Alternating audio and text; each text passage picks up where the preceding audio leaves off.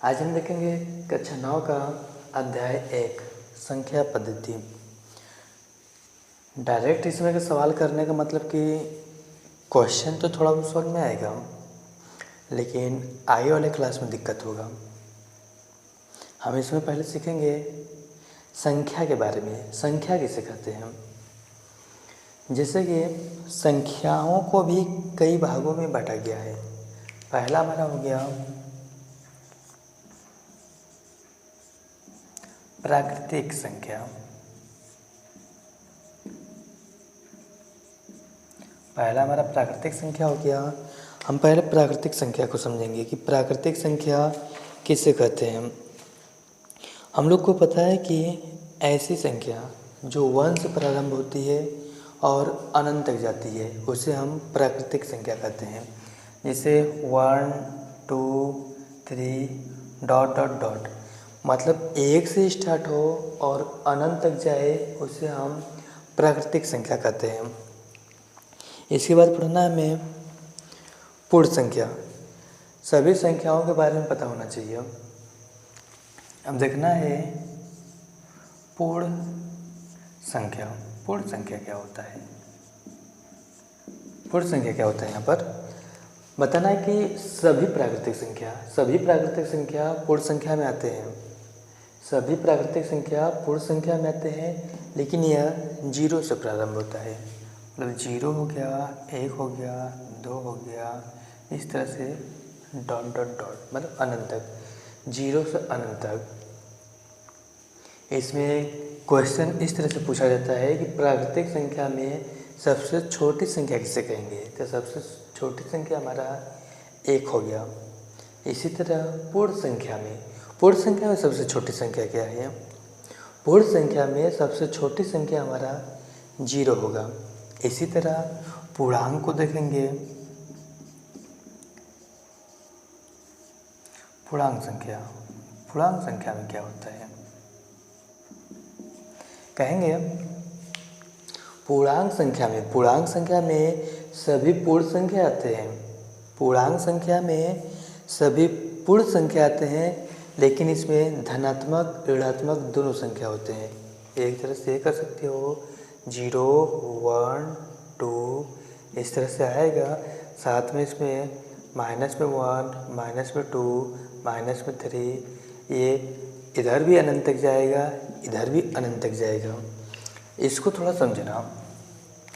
पूर्णांक संख्या जैसे कि 0 से जितना हम इधर जाएंगे उतना छोटा नंबर मिलता है, लेकिन इधर जाएंगे तो बड़ा नंबर मिलता है। जैसे कि हम इधर गए तो इधर हमें मिल गया -3 और यहाँ पर -1। अगर इन दोनों में से पूछेंगे कि कौन सा बड़ा नंबर है, तो हमारा बड़ा नंबर ये होगा, क्योंकि -3 तो यहाँ पर है हमारा।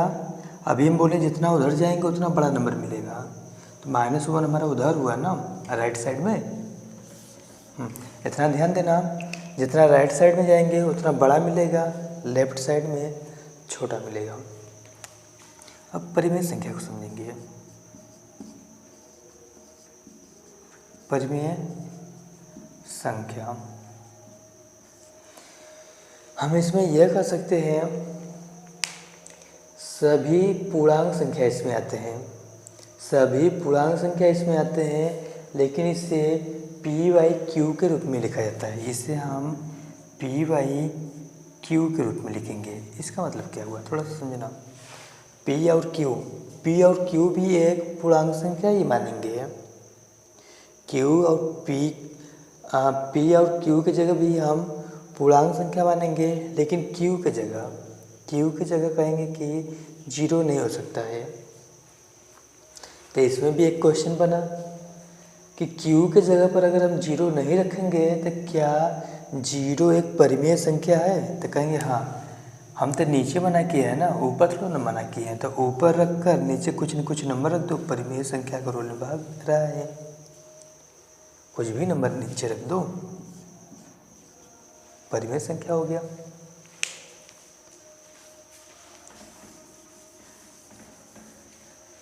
परिमेय संख्या में यहाँ पर कुछ भी नंबर हम बटे में ले सकते हैं। कुछ भी अपने मन का नंबर ले लो बटे में। बटे में ले सकते हैं, या तो फिर हमें एक चीज़ और ध्यान देना है, हम 5, 6 इस तरह से भी कोई नंबर रखेंगे तो भी इसे हम परिमेय संख्या बोल सकते हैं, क्योंकि हम इसके नीचे 1 मानते हैं। ठीक ना, ये सब याद रखना है। परिमेय संख्या में कैसे बोलेंगे?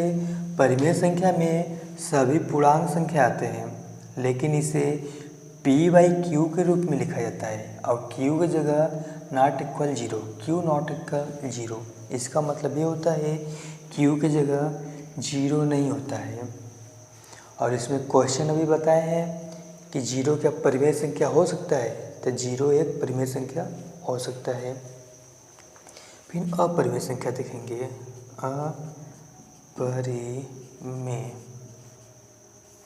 अपरिमेय संख्या। अपरिमेय संख्या में क्या होता है, मतलब कि इसमें कुछ नंबर ऐसा होना चाहिए जो रूट से बाहर न निकले, या तो पाई या तो फिर ऐसा नंबर चलता रहे। मतलब जितना आगे जाएंगे उतना 0 का नंबर बढ़ता जाएगा। जिससे यहाँ पर 1 के 0 बढ़ा, 2 ठो, आगे 3 ठो, आगे 4 ठे, इस तरह से 0 का नंबर, 0 का संख्या बढ़ता जाएगा। इस तरह से जो संख्या रहेगा इसको हम अपरिमेय में ले सकते हैं। फिर हमारा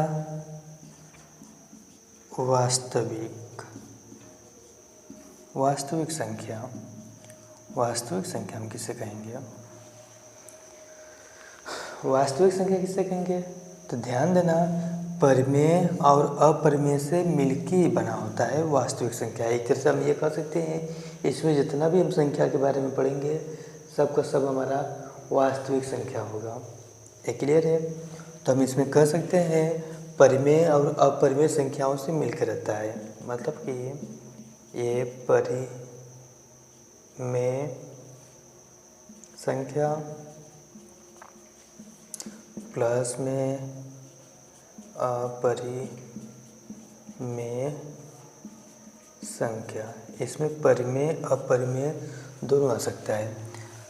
ये तो किताब का हो गया। अब थोड़ा सा बेसिक जानेंगे हम।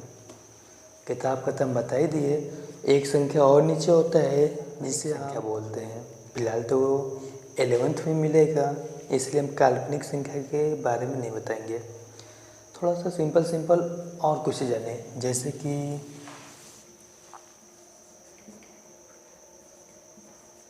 भाज्य संख्या और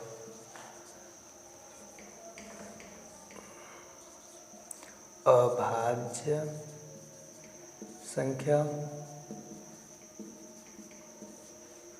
सम हो गया, विषम हो गया, शांत हो गया, अशांत हो गया। ये सब के सब संख्या के बारे में अच्छे से आना चाहिए। अगर आप लोग को मैथ में रुचि है या तो मैथ में जगह बनाना है, या तो आपका मैथ कमज़ोर है, तो भी आप एक एक लाइन को अच्छे से समझते हुए आगे बढ़ेंगे तो मैथ आपका बेसिक से ऊपर तक जाएगा।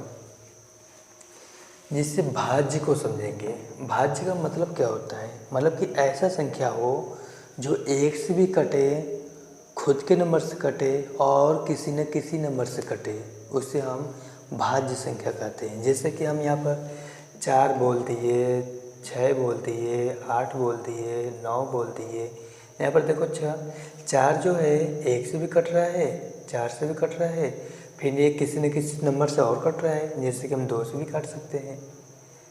बस इसी तरह ये सब भी है। मतलब ऐसा संख्या लेना है जो एक से कटे, स्वयं के नंबर से कटे और किसी न किसी नंबर से कटना चाहिए, उसे हम भाज्य संख्या बोलेंगे। अब देखेंगे अभाज्य संख्या किसे कहते हैं। अभाज्य संख्या किसे कहेंगे? अभाज्य संख्या हम उसे कहते हैं ऐसा नंबर हो जो एक से कटे और स्वयं के नंबर से कटे। जैसे हम यहाँ पर 3 बोल दिए, 5 बोल दिए, 2 बोल दिए और कुछ नंबर बताओ। ठीक ना।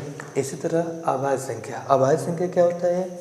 ऐसा संख्या जो एक से कटे और खुद के नंबर से कटे, उसे हम अभाज्य संख्या बोलेंगे। अब इसको समझेंगे, सम का मतलब क्या होता है। सम संख्या किसे कहेंगे? सम संख्या हम उसे कहते हैं जो दो के टेबल से कटे। सम संख्या हम उसे कहेंगे जो दो के टेबल से कटे, उसे हम सम संख्या कहते हैं। अब विषम संख्या किसे कहेंगे? विषम संख्या क्या होता है? जो दो के टेबल से ना कटे। जैसे कि हम यहाँ पर कुछ इस तरह से लिख लें, ये सब दो के टेबल से नहीं कटता है। अब हम शांत अशांत ये भी समझेंगे कि शांत किसे कहते हैं। शांत का मतलब क्या होता है? शांत का मतलब होता है कि हम ऐसा डिवाइड करें, जैसे कि यहाँ पर 2 हो गया और यहाँ पर 5 हो गया, हमें डिवाइड करना है। तो इससे हम डिवाइड करेंगे तो यहाँ पर 2 हो गया, 4 हो गया, 1.05 बार में ये कट गया। ये पूरी तरह से कट गया है ना। ये पूरी तरह से जब कट गया तो इसको हम शांत संख्या बोलेंगे। मतलब कि 2.5 मतलब कुछ ऐसा नंबर है जिसको डिवाइड करने पर पूरी तरह से कट जाए। जैसे यहाँ पर कुछ नंबर लिखे हैं तो इसे हम शांत संख्या बोल सकते हैं। फिर अशांत को समझें, जैसे कि यहाँ पर हो गया 3 हो गया, 1 में डिवाइड करना है, 0 हो गया, 0 हो गया, पॉइंट हो गया, 3 बार में 9 हो गया, फिर 1 आ गया, फिर 0 आ गया, फिर 3 बार में 9 आ गया, 1 आ गया, 0, फिर 3 बार में। ये नंबर तो चलता जा रहा है ना, ये नंबर चलता जा रहा है। तो हम करेंगे क्या? एक ही नंबर जब रिवाइज होता है तो इसके ऊपर हम बार लगा देते हैं।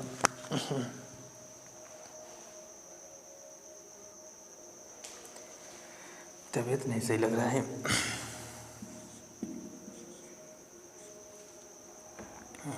यहाँ पर क्या हम लिखे हैं?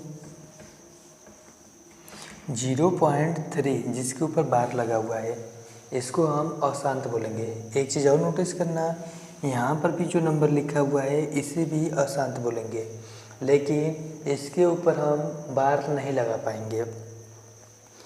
बार का मतलब क्या होता है? बार का मतलब होता है जिस नंबर के ऊपर बार रहेगा, इसका मतलब कि वही नंबर बार बार रिवाइज कर रहा है, मतलब कि वही नंबर बार बार आ रहा है।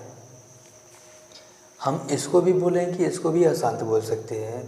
तो यहाँ पर लिखा है 0.1010001 पिन डॉट कर दिए हैं। देखो अच्छा, इसे भी अशांत बोलेंगे, इसे भी अशांत बोलेंगे, इसे हम शांत बोलेंगे।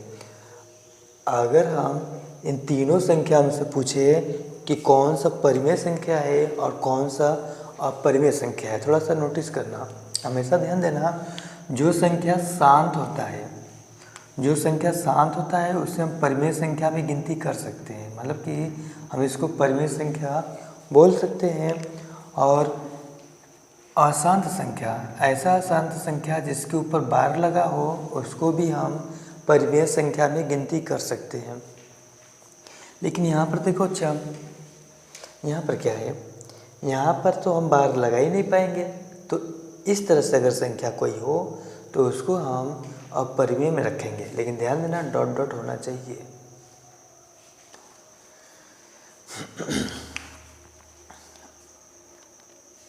एक बार इसे नोटिस कर लेना और ध्यान देना कि ये पूरा संख्या और साथ में ये पूरा याद होना चाहिए। अब हम आगे मिलेंगे क्वेश्चन में, 1.1 का क्वेश्चन करेंगे। फिलहाल ये हमारा कक्षा 9 का चैप्टर नंबर 1 का पहला वीडियो है।